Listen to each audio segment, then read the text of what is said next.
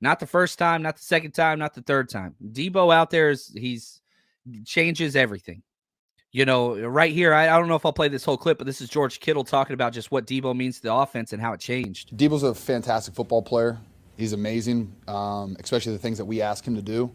When he's in there and you can like match him with Christian, you can switch him around and stuff like that, it makes our offense what I think is different than any other offense in the NFL. So my concern for him not playing next week, we're a different team without Deebo. However, we still have a lot of, really talented people on this offense and in the building, regardless. So losing was definitely tough, and we had a lot of stuff, ready for Deebo and Christian to kind of mix and mingle. And when you lose that, it's kind of hard to do, hey, Juwan got a carry on the first play of the second half. I don't really know where that came from, but, as I turned around, it was a tough block on the front side for me and Trent. They shot the gaps and stuff like that, but I turn around, I see Juwan on the ball. I was like, what play did we just call? Like, oh, my goodness gracious. But, hey, he knew where to line up. He knew what to do, and it would have been amazing if he would have broke a tackle and, gone all the way. But it didn't happen. But, yes, Deebo's a huge part of this team. We'll see what happens. So, like Deebo, and here's the thing. Back to the grades, number one rated player for the 49ers offense was Deebo Samuel. He played 9 snaps. He had an 85.7 grade. 9 snaps. That was it. Then he goes out, and if we're going to, be real honest, whenever he went out, look, Juwan Jennings came in and was just absolutely incredible. He was awesome, man. I'm really, really proud of Juwan Jennings because and here's the thing that was weird.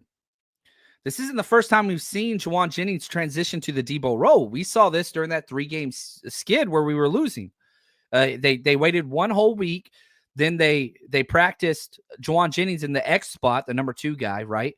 The Z. So usually you have what's it called? Brandon Ayuk's the X, and then Deebo's the Z. That's the traditional wide receiver terms for those positions. And so Jennings went from the number 3 to the number 2 guy, which sounds easy, but it's completely different. And he struggled. He was bad at it. He was terrible at it, in fact, during that 3-game skid where we kept losing.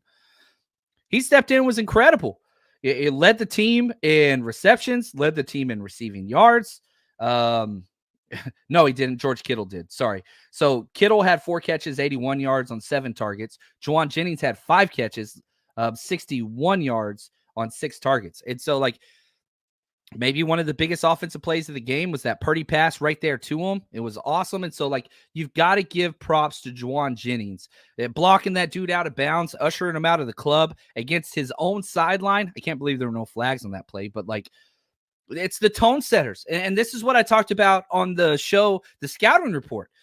You're not the Dallas Cowboys. You're not a soft football team. So who are the tone setters of this team, right? Dre Greenlaw, number 1. Did he set the tone? Yeah. 2 interceptions and a stop on 4th down. That's huge. Juwan Jennings, go out there, hit some people in the mouth, all that stuff. He answered the call. George Kittle, he set the tone, right? So, those are the 3 guys whenever I'm who are we? Who are the guys that represent? Probably Trent Williams. Throw him in there too. Not necessarily most talented or most impactful. No.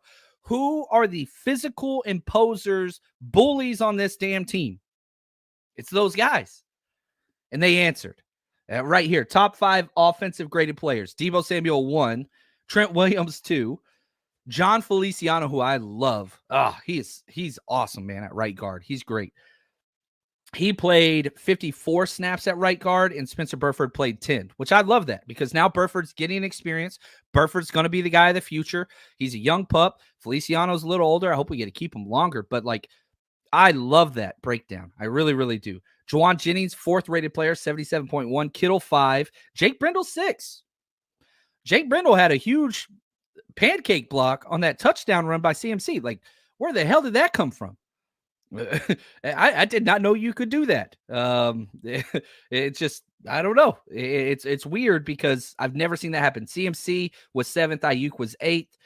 You go down to the bottom, and Kyle Juszczyk, he was the worst rated player. Ray, 2nd worst rated player. Charlie Warner. Aaron Banks had a bad game. Aaron Banks has not had a good game in a long time since his first injury. And, he's muscling through it. He played every single snap, 64-64, but he has not returned to his pre-injury self. I will say that. Darrell, The Replacements. Purdy runs out to tackle Drager. Yeah, that's right. Great movie, man. Shane Falco. I think that's The Replacements. I love it. That's awesome. Right here, we got Gold-Blooded 310. Very happy with the win, but the same problems keep arising. Shanahan stops running the ball, and the playbook seems to shrink when Deebo goes out. Shanahan wouldn't run the ball when Deebo was in. We had one rush attempt whenever Deebo in his 9 snaps. That was it. Maybe 2. But, Shanahan's game plan was don't run the ball. It's so weird to me. And I love this win. Gritty, tough, ugly, down to the wire, clutch, whatever you want to say. Yes to all the above. Shouldn't have been that. Shanahan always trying to outsmart everybody else. And that's not that's not what it is. Right here, Eric says, my favorite play of the game was the Juwan catch with Purdy throwing, just barely feathering over the defender. Yeah, it was right over the middle of the field.